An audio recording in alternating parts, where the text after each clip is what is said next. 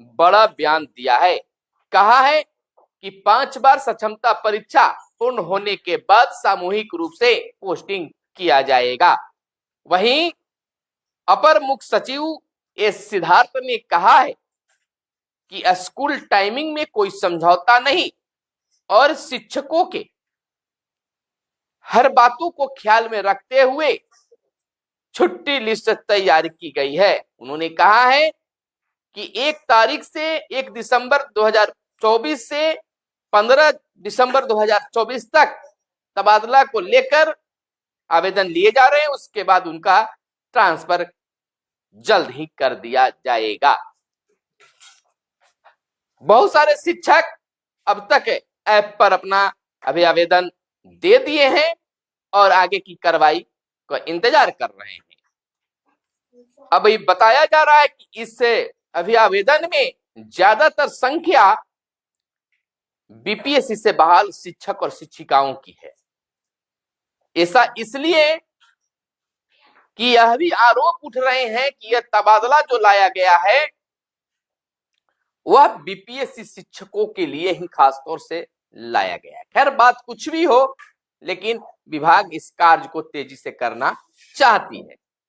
अब कई तरह के आरोप प्रत्यारोप के बीच बिहार के नियोजित शिक्षक अपने राज्यकर्मी की दर्जा की मांग को ठंडे बस्ते में जाते दिख रहे हैं। आखिरकार हम राज्यकर्मी कब बनेंगे, इसकी कोई बातें ना तो सरकार कर रही है और ना विभाग कर रही है। शिक्षक अब नाराज होने लगे हैं। लेकिन बड़ी बात यह है कि शिक्षकों को अपनी सरकार पर पूरा विश्वास है। जिस प्रकार से वित्त मंत्री विजय कुमार चौधरी ने नियुक्ति पत्र देने के क्रम में कहा था कि बिहार के मुख्यमंत्री नीतीश कुमार ने पौधे को लगाए हैं और पौधों को कभी मुरझाने नहीं देंगे। वहीं बता दें, शिक्षा मंत्री सुनील कुमार ने कहा है कि सामान्य शिक्षकों के लिए सरल व उदार स्थानांतरण नीति होगी लागू। शिक्षा मंत्री सुनील कुमार बोले कि शेष सक्षमता परीक्षा पूरी होने के बाद पदस्थापन नीति लागू की जाएगी। यानी कि बिहार जदयू कार्यालय में बीते दिन मीडिया से बातचीत करते हुए शिक्षा मंत्री सुनील कुमार ने कहा कि 5 बार की सक्षमता परीक्षा खत्म होने के बाद पदस्थापन नीति लागू की जाएगी। यानी कि आप समझ लीजिए कि चुनाव, बिहार विधानसभा चुनाव के बाद फिर सामूहिक रूप से पदस्थापन नीति लाई जाएगी। अब आप समझ रहे हैं कि उस समय जब लाई जाएगी तो सरकार कोई दबाव में नहीं होगी, वो जैसे चाहेगी वैसे ट्रांसफर या पोस्टिंग करेगी। तो मांगों को किस प्रकार से रखना है या आप पर निर्भर है। आगे की खबर हम आपको बता दें कि जिन शिक्षकों का वेतन कटा है वह जांच का आवेदन दें। शिक्षा मंत्री ने कहा है। लोगों की समस्या पर यह बात करते हुए उन्होंने शिक्षकों की भी बात पर की कि जिनका वेतन कटा है वे आवेदन दे और जांच के बाद उनका वेतन भुगतान जल्द कर दिया जाएगा। ट्रांसफर पोस्टिंग की नई नीति शिक्षकों को अत्यधिक सुविधाओं को ध्यान में रखकर बनी है। इसमें किसी प्रकार की कोई दिक्कत होने वाली बात नहीं है।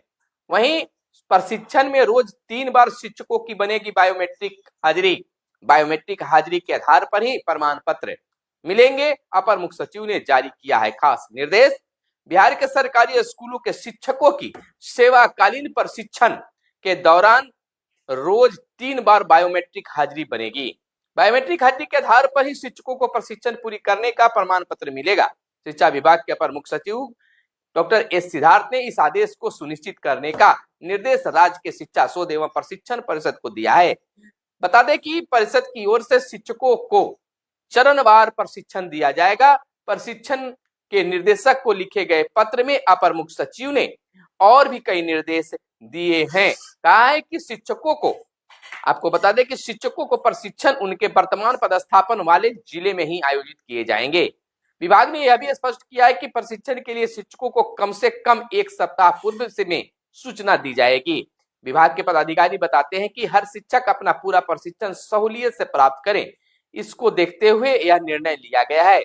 मालूम हो कि सभी शिक्षकों को सेवाकालीन प्रशिक्षण लेना जरूरी है, अनिवार्य भी है।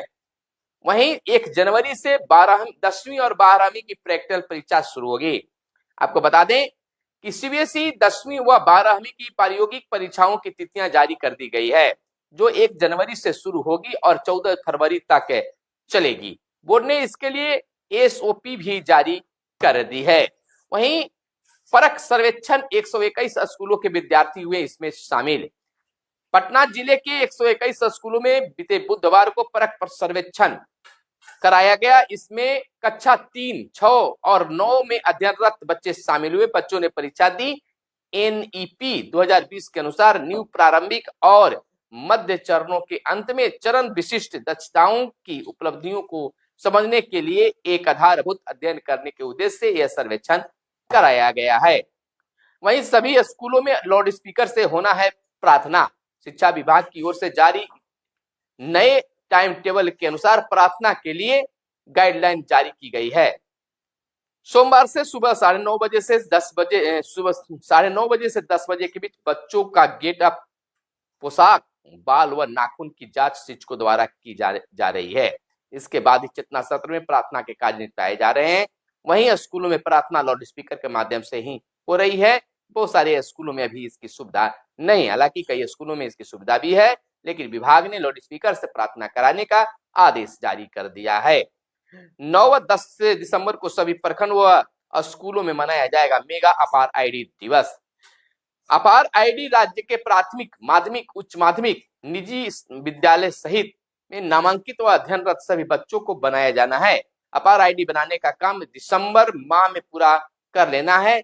इसी संदर्भ में 9-10 दिसंबर को मेगा अपार दिवस मनाने का निर्णय लिया गया। यह कहना है अमृत कुमार, जिला कार्यक्रम पदाधिकारी पटना का, और यह इस तरह से अपार आईडी बनाने के लिए पहल किया जा रहा है। इधर सक्षमता परीक्षा पास 44,000 शिक्षकों को नियुक्ति पत्र जल्द मिलेंगे। विभिन्न कारणों से पहले चरण में इनकी काउंसलिंग रह गई थी अधूरी, अब पूरी हो गई है। 7 जिलों में नहीं बटा था नियुक्ति पत्र। तमाम शिक्षकों को अब जो है 44,000 शिक्षकों को जल्द नियुक्ति पत्र दिया जाएगा, जिससे पहले दिया गया था। शिक्षकों को पदस्थापन के जिले में ही प्रशिक्षण मिलने की बातें जो है अब कंफर्म हो गया है। पत्र भी इसके लेकर जारी कर दिया गया। अब शिक्षकों को दूसरे जिले में नहीं जाना है, यानी कि पटना जिले वाले को औरंगाबाद, औरंगाबाद जिले को गया और पटना, इन तमाम चीजों को हटा दिया गया है। अपने ही डायरेक्ट के जिले में उनका प्रशिक्षण मिलेगा। वहीं 8वें वेतन आयोग के गठन की योजना नहीं, पंकज ने कहा। सरकार ने केंद्रीय कर्मचारी को बड़ा झटका दिया है। दरअसल वित्त मंत्रालय ने 3 दिसंबर 2024 को कहा कि निकट भविष्य में 8वें वेतन आयोग के गठन की कोई योजना नहीं है। बता दें कि 1 करोड़ से अधिक केंद्र सरकार के कर्मचारी और पेंशनभोगी 8वें वेतन आयोग के गठन का इंतजार कर रहे हैं, लेकिन अब तो पानी ही फिर गया है 8वें वेतन आयोग को लेकर। वहीं आगे की खबर हम आपको बता दें कि बिहार के नियोजित शिक्षकों के राज्य कर्मी की दर्जा को लेकर विभाग मौन धारण कर ली है। अब इसको लेकर शिक्षक भी आवाज बुलंद करने लगे हैं, लेकिन उन्हें राज्य कर्मी की दर्जा का पत्र